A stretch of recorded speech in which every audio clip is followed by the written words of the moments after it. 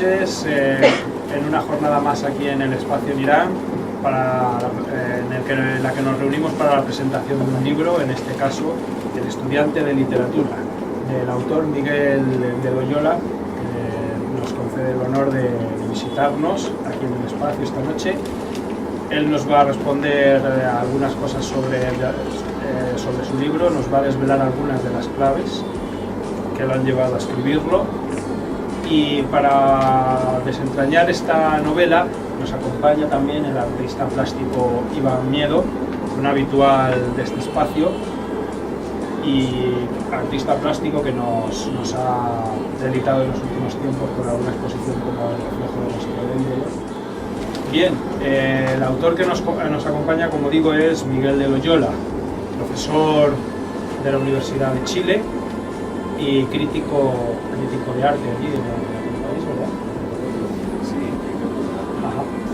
Y antes de este libro, como he podido tener ocasión de leer, es autor de otros tantos, como Bienvenido sea el día, que es un libro de cuentos, si no me equivoco. Despedida de soltero, que es una novela. El desenredo, una novela corta. Cuentos del Maule, y Esa vieja nostalgia, que también es un libro de cuentos. Cuentos interprovinciales y Pasajeros en tránsito. Pues el bagaje de este autor hasta el momento, al que ahora se suma esta novela que nos ocupa. Y bueno, antes de empezar el fuego, quisiera pedir un aplauso para él. Bueno, me gustaría preguntarle, porque bueno, yo también he sido alumno recientemente universitario. Hay una frase en la novela que dice así: prefiero pasar por profesor exigente antes que por el clásico viejo bonachón perpetuado en el puesto de pelo plomizo y olor a naftalina en el cuerpo y en el traje. Bueno, yo he tenido los dos profesores, aquí se encuentran las mismas problemas que se plantean en la novela, aquí en España también será el hecho de que, bueno, cuando yo tenía que elegir una asignatura en la universidad, no me tenía que guiar por el temario, porque al final muchas veces se lo acaban saltando. Entonces es un poco, yo tenía que preguntar a mis compañeros que ya habían hecho las asignaturas y decir, bueno, aconsejame sobre qué profesor, con qué voy a aprender, porque hay muchos profesores, como el viejo bonachón, que vale, está bien, exactamente, si no quieres hacer nada y pasar la asignatura, pues bueno, vale, si ese es el objetivo que quieres de la carrera, vale, pero hay muchos profesores que tienen más mala fama, más exigentes, más serios, y bueno, no tan permisivos, evidentemente, y que bueno, que son los que realmente con los que el alumno, yo creo personalmente, que te puedes potenciar más, ¿no? Entonces, a mí me gustaría preguntarle cómo ve la educación, qué es la educación.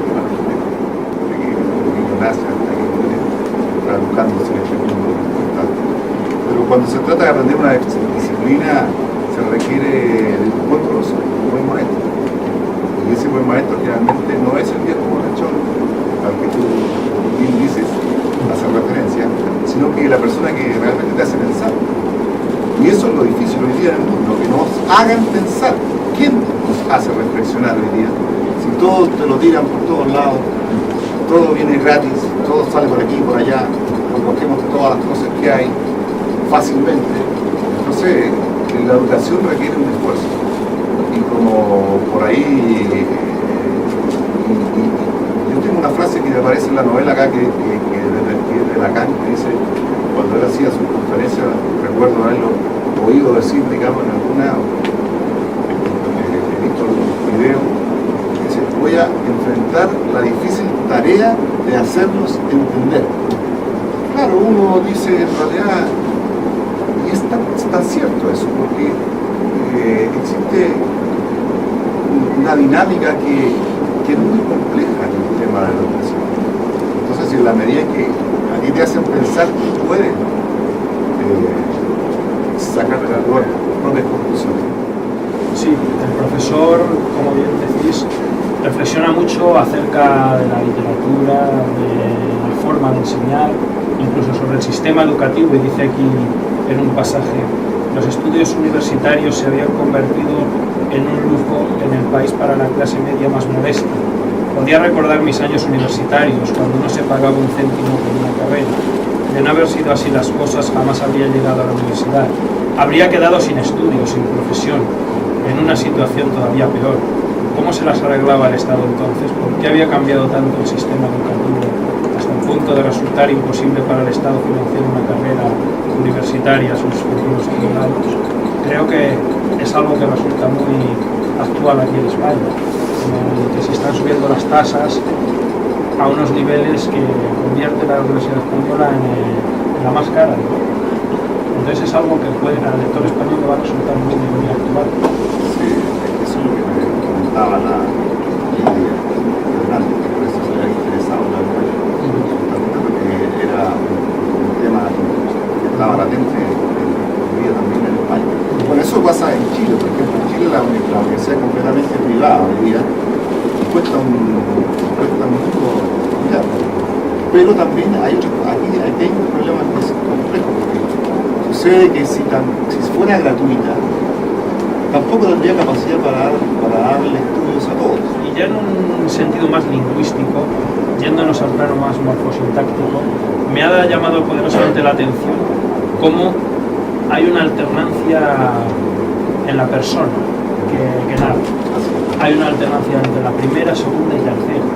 Sobre todo la segunda es la más inusual, porque digamos que el personaje se desdobla como en una especie de monólogo diálogo.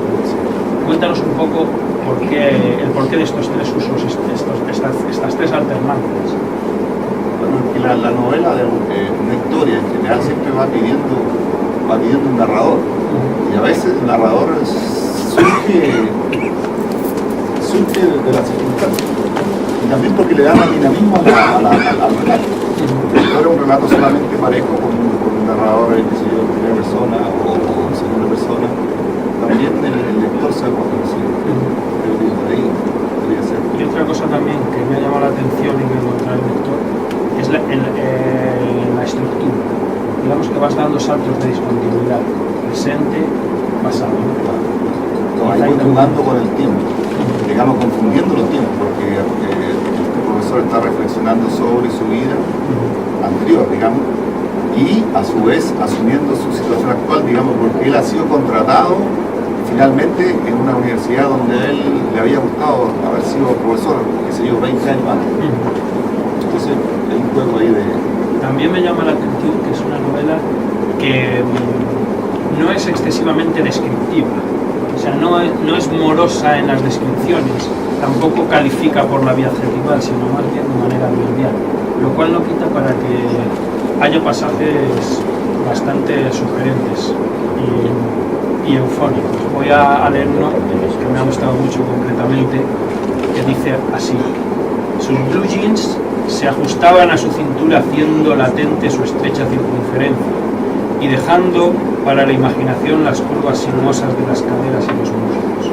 Aunque a ratos me daba la impresión de que ella leía en mi mente cada uno de esos cálculos referidos a su cuerpo. Verdaderos ejercicios matemáticos que pocas veces había hecho con mi mente literaria en torno al cuerpo de una mujer. No porque no hubiese tenido ninguna antes de ella, sino simplemente porque mi mente estaba acostumbrada puramente a la acción y no a esa espera interminable de vida. O sea, hay pasajes también de una intimidad y de un poder sugestivo como esto. Yo no quiero desvelar nada de la novela, entonces me he limitado, porque hay una parte en la que habla también de los editores y vendedores de libros, ¿no? Del sistema de marketing que busca de algún modo meter sus productos en librerías y venderlos, aunque sean basura. Es un poco, bueno, hay la situación actual es así también en España. No sé qué opinión tiene del mundo editorial a la hora, a la hora de editar esa sobrecarga, digamos, cultural, que puede ser, porque llega un punto que tanta información casi es desinformación. Bueno, yo creo que el mundo editorial, visto de la perspectiva comercial, es un negocio como cualquier otro. su interés está en vender. Y eso se le pide a un negocio. Pero aquí estamos, se empiezan a confundir las cosas cuando están tratando de vender un producto que tiene otro sentido, supongamos, el arte, ¿no es cierto? Sí. Entonces se tergiversa el comercio y se vende a veces arte sin ser arte. Y eso es lo que ocurre en muchos casos tampoco. O sea, hoy día se publica más que nunca en el mundo, sin embargo, lo que se lee no es siempre lo mismo. ¿Esta novela podría ser su realidad? ¿O una realidad mezclada con una ficción? Sí, claro, yo creo que toda obra narrativa o literaria tiene de todo. Tiene realidad y tiene ficción. Ahora uno no sabe cuál, ni el mismo autor sabe a veces cómo, qué era real y qué era mentira, o sea, qué era ¿Cuál es la línea? claro, porque todos los relatos pueden ser verosímiles, pero no necesariamente recogen la realidad a secas. Claro, La transfiguración del lenguaje ya te hace que se cambie. Entonces, yo creo que les agradezco mucho la presentación y me parece que estuvo muy oportuno y está muy buena la lectura. Ojalá que... Pues nada, si alguien del público tiene alguna cuestión. Yo una pregunta sobre el título, por lo que estoy oyendo podría llamarse la novela El profesor de literatura y sin embargo se llama El estudiante de literatura. ¿Qué sucede ahí? Mira, primero que nada, el título es un octosílabo, que es la frase perfecta en español. Según me explicaban a mí los profesores, claro, por ahí partió. Y bueno, yo buscaba la idea y también anduve con esa que tú, el profesor de literatura, y dije, Es un poco la idea de que el profesor de verdad siempre va a ser estudiante. exacto, también, ¿no? exacto, claro, ahí en la Y si se me permite, ahí el desdoble ese que has elaborado, utilizando el yo y el tú, cambiando la persona, porque el protagonista se desdobla, porque hay saltos de discontinuidad y visitas a su pasado de estudiante. exacto. Y claro, es la forma como aquel estudiante ha llegado a ser profesor, y el profesor ya desde su presente rememora el ayer, ¿no? Y ahí van apareciendo todo ese bagaje intelectual y erudito que ha acumulado, ¿sí? Sí. Todos los títulos que aparecen, que son muchos, y también comentados, Algunos, sí. incluso las clases como las he impartido. En ese sentido, yo diría que puede ser incluso un libro a manejar por profesores en el aula, porque puede servir de manual también de otras. Bueno, yo nada más que agradecer, como digo, la presencia de ustedes acá y ojalá que les guste el libro, que les gusta, lo hagan, ¿sabes?